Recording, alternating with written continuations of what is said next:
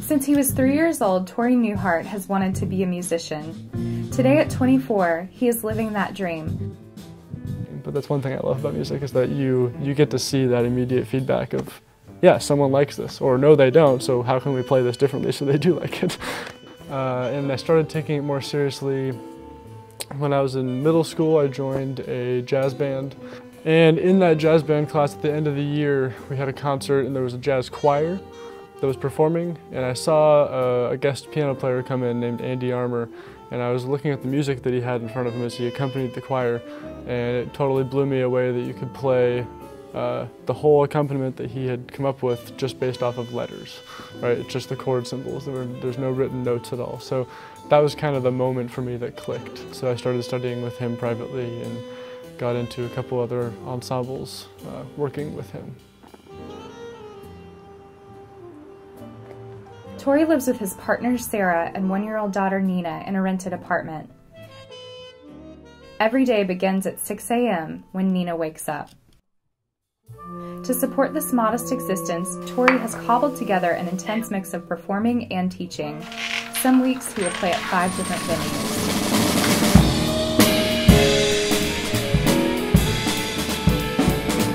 And then performing a lot.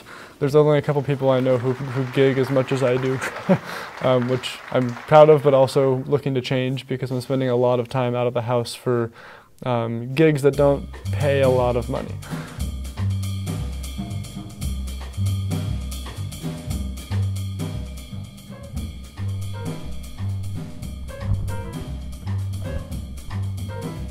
This weekend is a 5 gig weekend. 1 tonight, 2 tomorrow, 2 on Saturday. And so, you know, for example, on Friday I'm playing from 7 to 10, kind of a restaurant gig. And then there's a grand opening of a new music venue that we're playing from about 10:30 till 2 a.m. is what they have us billed for.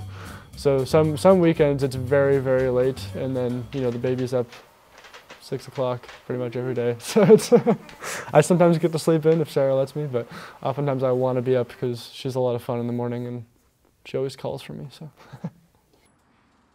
But since the average gig brings in around $100, Tori also supports himself by teaching private students, working as an adjunct at the University of Oregon, and classes at local high schools.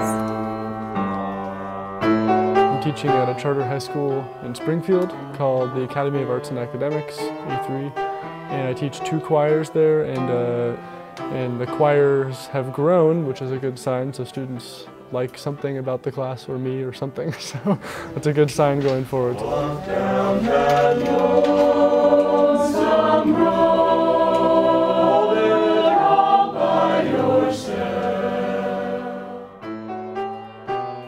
While it's stressful, I also know how important it is, so it doesn't usually get to a point where I get totally disheartened. But I mean, you know, whatever you choose to do in your life, you're always going to have to not do other stuff. So it's pretty cool to know that what I'm doing with my life every day working is like a positive thing, you know. Just as he did, daughter Nina is showing an interest in musical sounds. It's been actually really fascinating to watch a human discover that when she like hits something, it makes a noise, you know, or it does something, it responds. So like this morning, you know, I had her just kind of hitting the keys on the piano.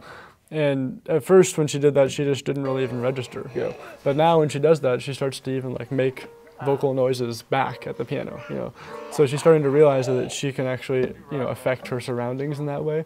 So, you know, she'll definitely be raised with music, but it's not going to be this thing that she has to do. Nina has even inspired Tori to compose a piece of music.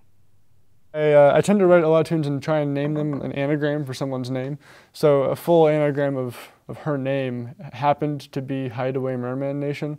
And it's really just a funny name, and I think it's hilarious. And when I was in Europe, it felt like a bunch of dudes in this band kind of in paradise, so that whole Hideaway Merman Nation for some reason just made sense. So that's what it's called. I can play the melody at least of that and see how that goes.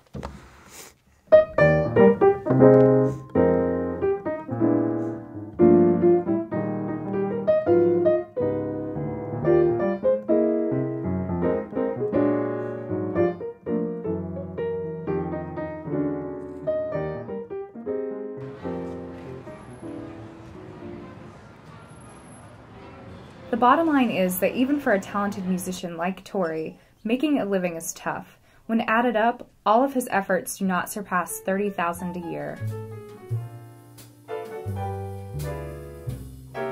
But he wouldn't change it for the world.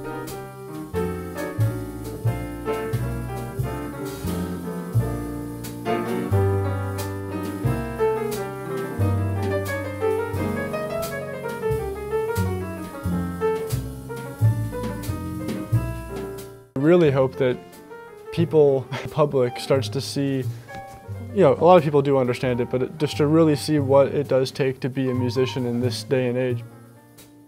If I'm super tired at the end of one of these 10-hour days and I still have a gig to play, really when you come to the instrument, really being ready to do that thing. This is what I'm doing in this moment with my life. But there's definitely always a thrill of being, on stage in front of people, especially if you have an audience that's really engaged and with it. And the moment when you get someone actually like dancing or grooving and people are responding, right? That's one reason why I love playing jazz or funk or these other more improvisational styles of music, because you can actually have that direct interaction with the audience. It's definitely challenging, but that's, I don't think it's unusual, so I don't take that for granted or think that I have it worse than anybody, because I'm doing stuff that I love to do.